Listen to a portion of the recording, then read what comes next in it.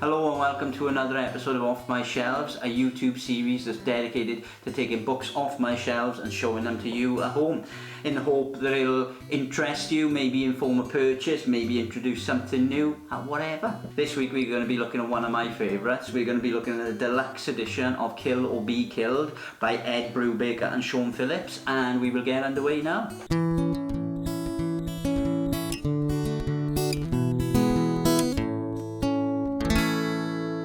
Kill or Be Killed is one of those amazing stories for me because of how I digested it originally. And what I mean by that is originally when I started reading this, I was reading it week on week in a digital format.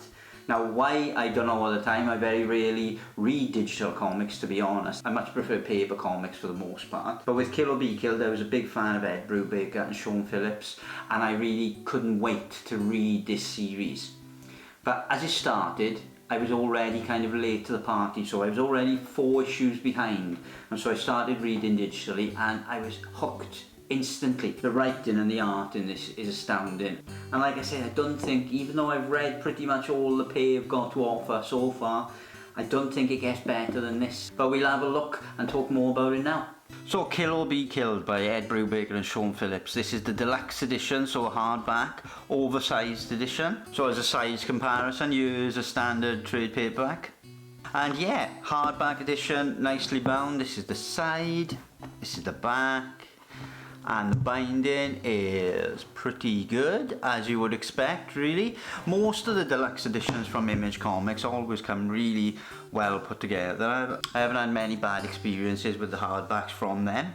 But yeah, why did I pick this Ed Brubaker and Sean Phillips book first? Because you will be seeing a lot, because I think I own pretty much all of the Pays collaborations so far. But this one is easily my favourite so far, which says a lot because I like 1950s noir and kind of, you know, Hollywood takes, and The Fade Out, which is another book they did, is kind of based in that world, and the Criminal series which they've done is also spectacular, really, and that's a real close kind of second to this for me, just because this really did just engross me. I couldn't put it down.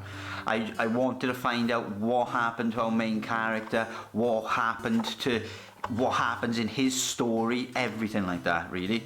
And the contents, page 7 starts Kill or Be Killed, and then it goes right the way to over 500. So it's all the issues contained in this one book, which is perfect, because I'm glad they didn't split it over 2 hardbacks, which I think would have slowed down the pacing of the story slightly. The artwork is stunning. The colours by Elizabeth Brettweiser are absolutely gorgeous in every way, shape and form.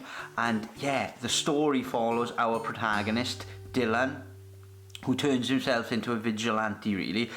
And when I started this, I was sort of worried, like having read the Criminal series and lots of crime and noir fiction by this pair, I was worried that it was going to be predictable in its story, but I couldn't have been more wrong, really, because it adds little elements and little new twists to a very tried and tested story of a vigilante kind of killing criminals and all that.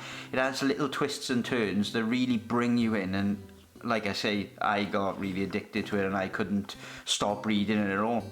But Dylan here, he goes off on one, killing people that he has deemed worthy of death, really. So people who have been, you know, child abusers, drug dealers, all those types of things, he targets those. But he doesn't do it out of a sense of right or wrong or righteousness or anything like that. He does it because one night a demon appears to him and tells him to do this. Look, I love it when they do this. They do this quite a few times in the book. They kind of put the storyline in a little white box here, and then they just fill the page with an image or series of images.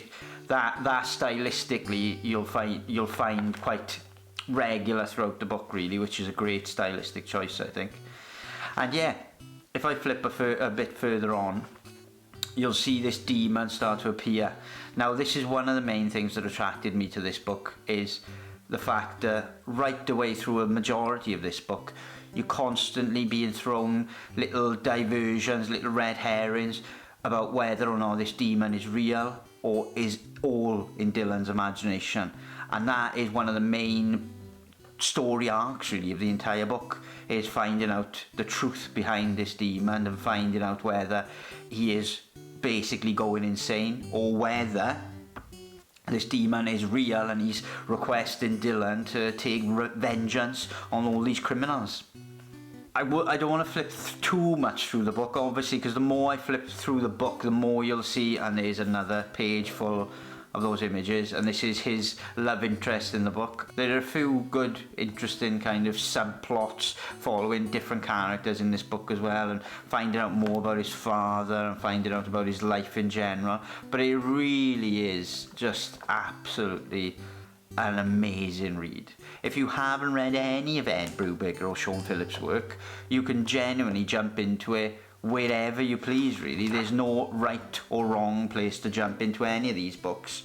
The good thing about Kill or Be Killed is it's kind of all in one, and it's all in this story, and it really is a fantastic introduction to what Ed Brubaker and Sean Phillips do best, which is crime fiction, where these kind of familiar stories present themselves, but there's always one or two or a few different things that are thrown into the mix to make it quite unique and different and always individual to the pair, really. Any Ed Brubaker and Sean Phillips books are good, but this one, for my money, it is my favourite and still is my favourite. I've read it a few times and I absolutely love it in every way, shape and form. It is just a spectacular book. To the extras at the end, I don't really want to show you much of the storyline as we go forward, but you get an amazing covers gallery, which does something that I adore in when books do this. They just literally give you the whole page, no writing, no anything, like a proper good style art book or whatever.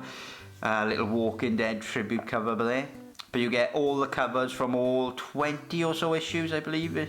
So these are just images that were associated with stories that appeared in the back of the individual comics. And those essays and stories, I think, I might be wrong, but I think they're unique to the individual issues, kind of an incentive to buy the individual issues, really.